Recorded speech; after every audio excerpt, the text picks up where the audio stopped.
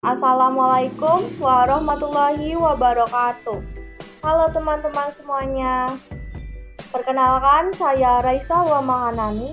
Saya dari SMA Negeri 1 Metro. Dan saya dari kelas 10-2. Kali ini saya akan membahas tentang materi sosiologi sebagai ilmu sosial.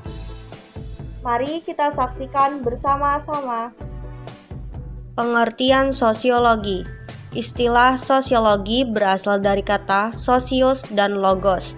Socius bahasa Latin berarti kawan dan logos bahasa Yunani berarti kata atau berbicara. Menurut Kamus Besar Bahasa Indonesia KBBI, sosiologi adalah ilmu pengetahuan atau ilmu tentang sifat, perilaku, dan perkembangan masyarakat. Ilmu tentang struktur sosial, proses sosial, dan perubahannya. Sosiologi menurut para tokoh. Menurut Max Weber, sosiologi mempelajari tindakan-tindakan sosial.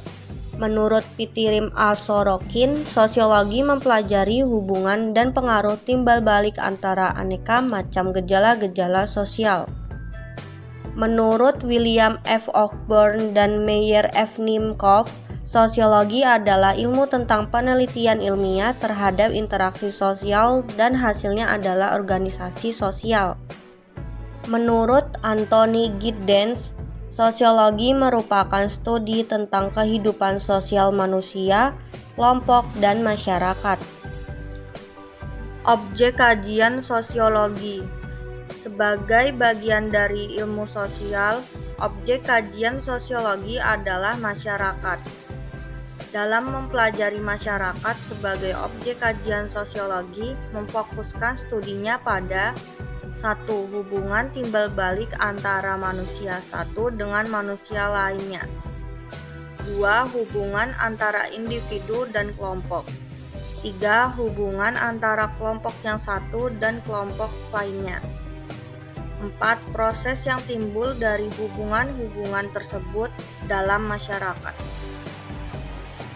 Dalam pandangan Max Weber, melihat bahwa pokok kajian sosiologi adalah tindakan sosial. Namun, tidak semua tindakan manusia dapat dianggap sebagai tindakan sosial. Suatu tindakan disebut tindakan sosial hanya jika tindakan tersebut dilakukan dengan mempertimbangkan perilaku orang lain. Dalam pandangan G. Wright Mills, menurutnya, pokok bahasan sosiologi adalah imajinasi sosiologi. Beliau menyebutkan bahwa imajinasi sosiologi diperlukan untuk dapat memahami apa yang terjadi di masyarakat maupun yang ada dalam diri manusia.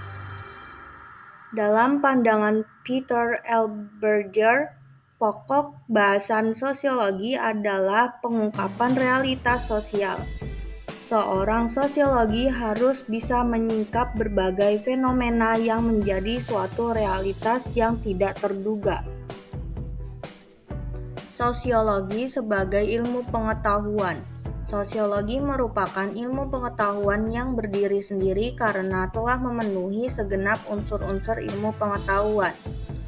Ciri-ciri sosiologi sebagai ilmu pengetahuan adalah sebagai berikut. 1. Sosiologi bersifat empiris. Sosiologi tidak spekulatif dan hanya menggunakan akal sehat. 2. Sosiologi bersifat teoritis. Sosiologi berusaha menyusun abstraksi dari hasil-hasil observasi. 2. Sosiologi bersifat kumulatif. Teori-teori sosiologi dibentuk berdasarkan teori-teori yang telah ada sebelumnya, dalam arti memperbaiki, memperluas, dan memperhalus teori-teori lama. 2. Sosiologi bersifat non-etis. Sosiologi tidak mencari baik atau buruk suatu fakta, tetapi menjelaskan fakta-fakta tersebut secara analitis. Sosiologi sebagai ilmu dengan paradigma ganda. Menurut George Ritzer dan Wendy W. Marpy dalam bukunya Introduction to Sociology tahun 2020, menulis bahwa sosiologi tidak memiliki sebuah paradigma dominan atau tunggal. Paradigma dapat diartikan sebagai kerangka teoritis, kerangka konseptual, kerangka pemikiran, sudut pandang, atau pendekatan. Ritzer dalam bukunya A Multiple Paradigma Science tahun 1975 menyatakan ada 3 paradigma utama sosiologi, yaitu 1. Paradigma fakta sosial.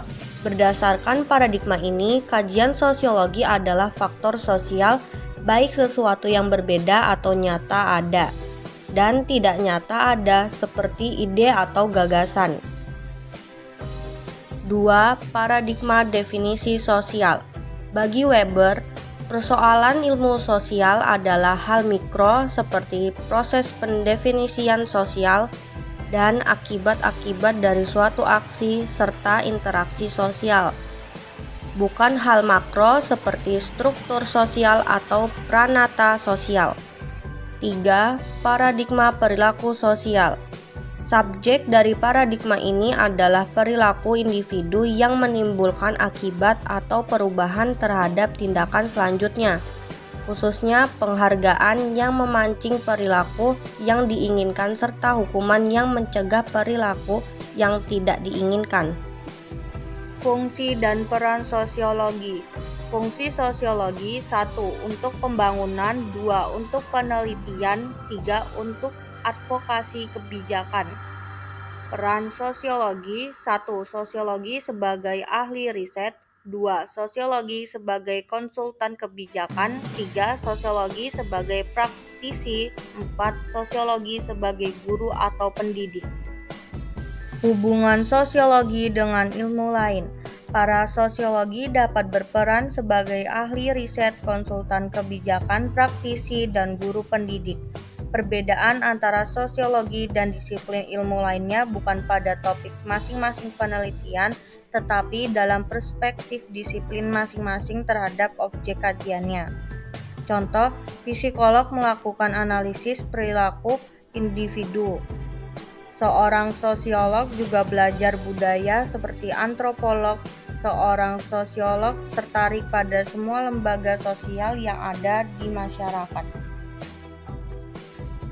Kesimpulan, sosiologi sebagai ilmu sosial merupakan ilmu pengetahuan yang berdiri sendiri karena telah memenuhi segenap unsur-unsur ilmu pengetahuan. Dan ilmu sosiologi ini merupakan ilmu pengetahuan atau ilmu tentang sifat perilaku dan perkembangan masyarakat yang memuat tentang struktur sosial, proses sosial, dan perubahannya. Terima kasih atas perhatiannya. Wassalamualaikum warahmatullahi wabarakatuh.